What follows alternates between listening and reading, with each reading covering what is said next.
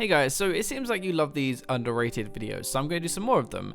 I have to do a ton of research for these. I have stalked more Koreans than I really want to admit, but here we are, the 3 most underrated strong junglers. First up, Pantheon. This guy has an insane win rate in Diamond and Master Elo at the moment, especially in Korea, and that's really down to his ability to take over a game and completely carry it by himself. He's pretty good in the jungle anyway. He has a good clear, he has pretty healthy clear because of his block, he's amazing damage, great ganks, great 1v1, but his biggest thing is that huge range ultimate later on. Your ultimate really lets us have a huge impact, and it's very easy to have that impact too. Either we're going to be going aggressive and using it on lanes whenever it's up and they push, or if our lanes are winning, we'll be using it for counter ganks. This is a huge thing that people don't think about. We only have to be around the general area when a gank happens to ult in and turn it. Now bot lane is one of the most difficult but most rewarding lanes to gank. It has 2 chances for the kill in there, it has dragon right next door. Pantheon is probably the best bot lane ganker in the whole game. Bot lanes tend to push, it's a long lane and you can easily ult behind them, cutting off their escape.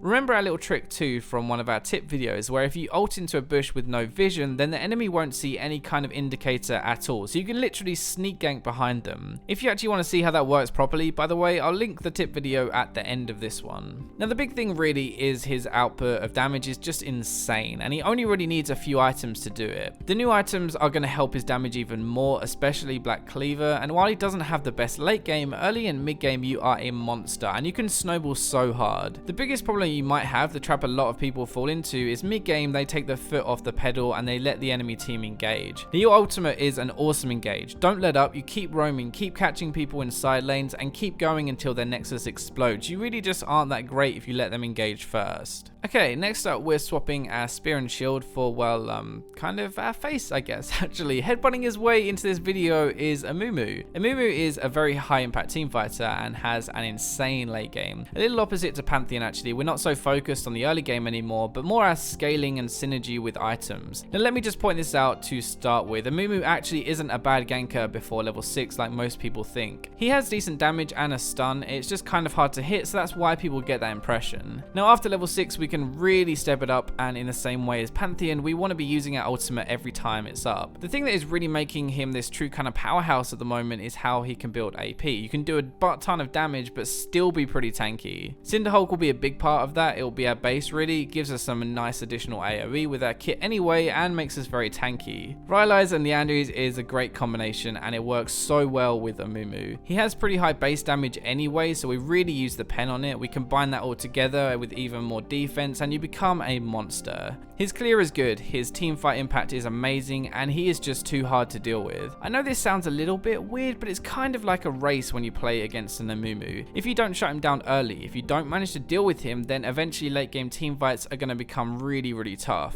It is pretty common knowledge that Amumu isn't the strongest early, so you will need to ward your jungle a bit to stop you from being invaded, but once you have a few items, you don't even need to worry about that anymore. He's a great pick in lower elo. He can really hard carry a game, and it isn't too hard to do it either, which makes him so good. Now, last up is probably the most known, but Sonic is definitely still underrated. Let's be honest, he's one of the most annoying champions to play against. He's a good ganker, and no matter how much you ward, there is always a chance he can just speed through it and get to you anyway. Now, unlike Amumu and Pantheon, you have to be a little bit more careful when you pick Rammus. Picking him against snares or binds like Lux or just Morgana in general with her spell shield absolutely sucks. It makes it really hard to gank or have an impact, but thankfully they aren't too common. The other thing is he is like the perfect anti-AD champion. You reflect damage anyway, you stack armor, and Thornmail is basically core on him. Alright, yeah, he isn't like the best against AP, but he is still really tanky and hard to kill, and taunting an AP champion will still let you dish out a decent amount of damage. So that's kind of the crappy stuff out of the way, right? We got that out of the way first. Thankfully, AD top laners, AD mids, and funnily enough, AD carries are all pretty common right now, and Rammus is perfect against them. Part of the reason he's so good against them is kind of because of how the items are in the preseason right now. Last Whisper is a pretty crap item really, and we don't really just need that either. We need Lifesteal 2 to deal with the Thornmail and W. Those are 2 items we don't really build until last normally, and suddenly we need them straight away to be able to deal with them. If we do get them early, then our damage is just going to suffer against everyone else. I mean, I could keep going and going, but I think we all get how difficult this guy is to deal with right now, and that's why he's underrated. He does decent damage outside of the reflecting damage anyway, especially with his ultimate. He has has that taunt which can win team fights by itself, and you can often kind of snowball a game just by ganking a ton over and over. Not having your flash against a Rammus is basically a death sentence, let's be honest, and that's a big part of playing Rammus. You want to camp the same lane over and over again. Overall, Rammus is great early, great late game, and is one of the best junglers at getting your team ahead.